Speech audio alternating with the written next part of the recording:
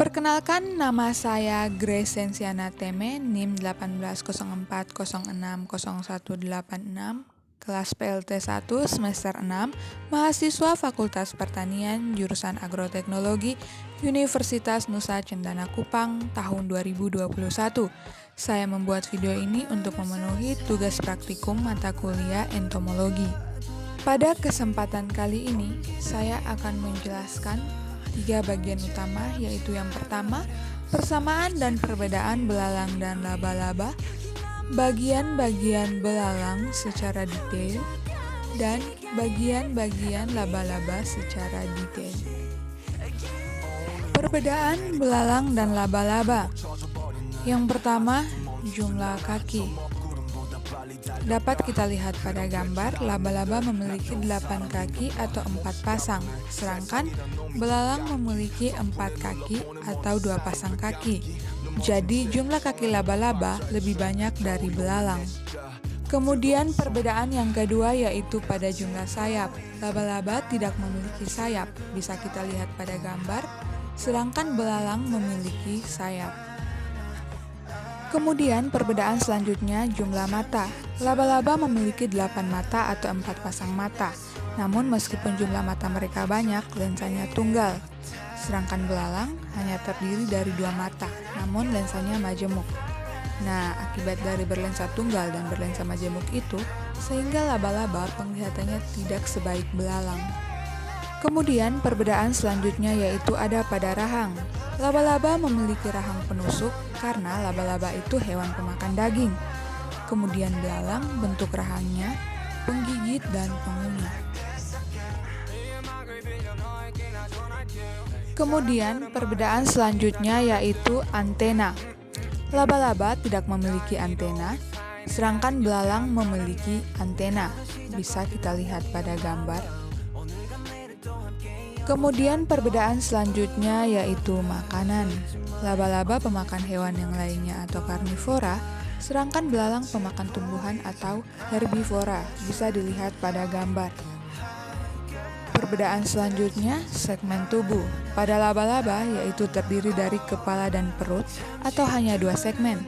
Sedangkan untuk belalang 3 segmen, yaitu kepala, dada, dan perut.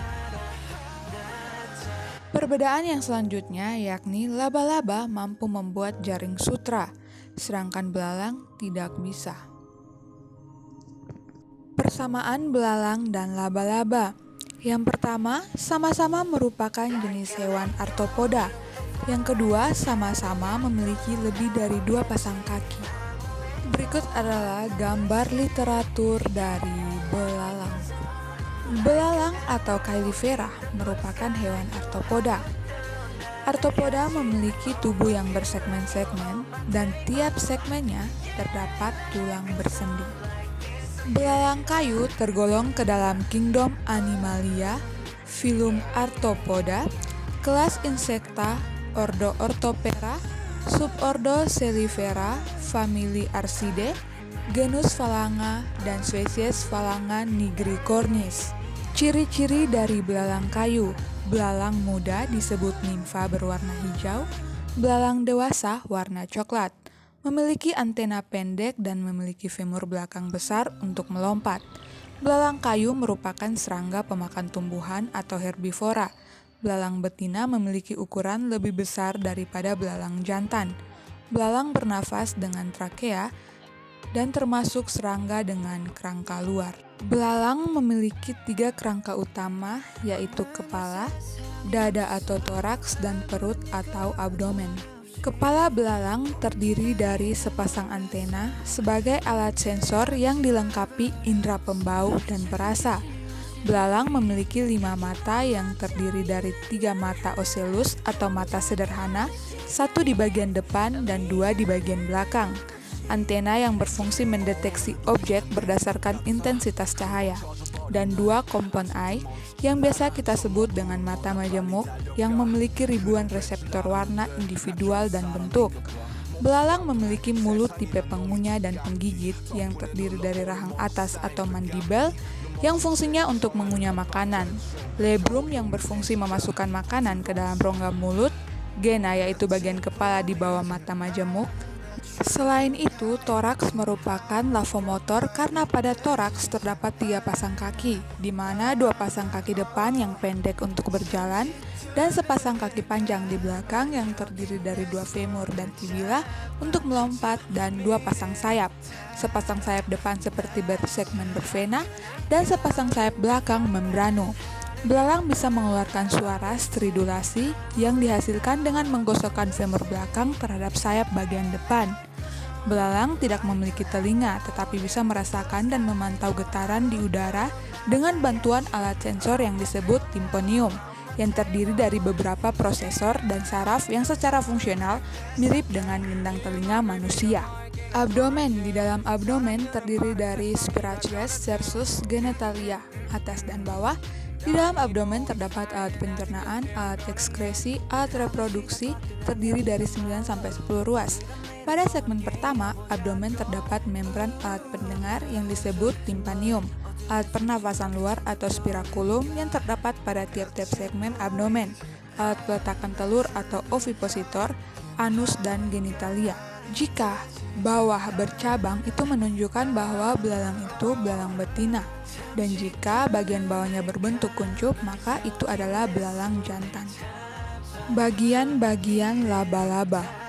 Tidak seperti serangga yang memiliki 3 bagian tubuh, laba-laba hanya memiliki 2 bagian tubuh atau segmen tubuh. Segmen bagian depan disebut cephalothoraks atau prosoma, yang sebetulnya gabungan dari kepala dan dada atau toraks, sedangkan segmen bagian belakang disebut abdomen atau perut atau alpitosoma. Antara cephalothoraks dan abdomen terdapat penghubung tipis yang dinamai pedikel atau pediculus. Pada cephalothoraks melekat 4 pasang kaki dan 1-4 pasang mata. Selain sepasang rahang bertaring besar atau disebut chelicera, terdapat pula sepasang atau beberapa alat bantu mulut serupa tangan yang disebut pedipalpus. Pada beberapa jenis laba-laba, pedipalpus pada hewan jantan dewasa membesar dan berubah porsi sebagai alat bantu dalam perkawinan.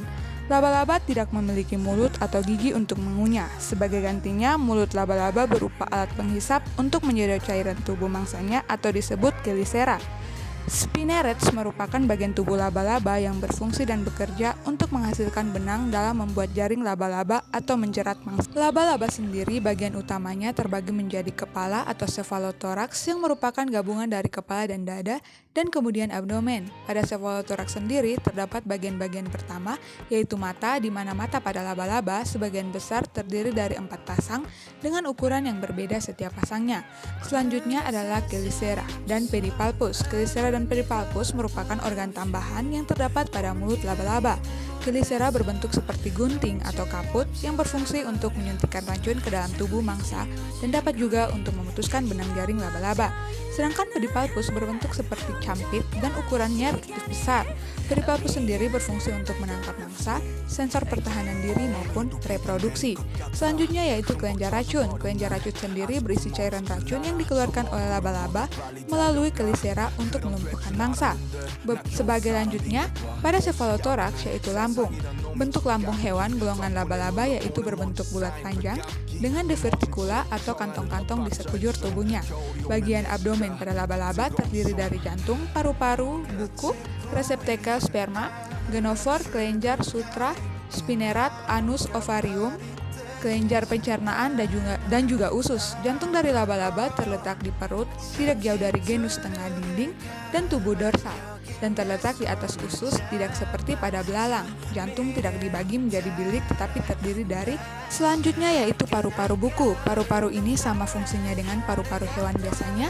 Paru-paru ini merupakan lekukan ke dalam dari permukaan tubuh dan di dalamnya membentuk helaian-helaian dalam sebuah rongga. Terdapat tetes toko sperma berupa kantong-kantong kecil yang terletak dalam tubuh laba-laba betina untuk meletakkan sperma. Kemudian terdapat genofor berupa pori genital pada banyak hewan invertebrata, termasuk serangga. Bagian abdomen selanjutnya yaitu kelenjar sutra, di mana merupakan ruang jaring disimpan dan digunakan sebagai protein hingga berubah menjadi serat. Di bawah kelenjar sutra terdapat spinneret berupa alat yang berfungsi untuk menggesekkan benang pembangun jaring untuk menangkap mangsa. Di atas spinneret terdapat anus, yaitu bagian terletak di bagian akhir dari abdomen yang berfungsi sebagai tempat keluarnya feses. Di bagian abdomen juga terdapat ovarium yang berfungsi untuk memproduksi telur. Selanjutnya terdapat kelenjar pencernaan untuk menghasilkan enzim-enzim pencernaan dan menyerap zat gizi dari makanan. Di bawah jantung terdapat usus yang digunakan untuk mencerna makanan yang masuk ke dalam tubuh. Pada laba-laba laut, usus digunakan untuk memompa oksigen ke sekujur tubuh mereka. Sekian video dari saya, semoga bermanfaat.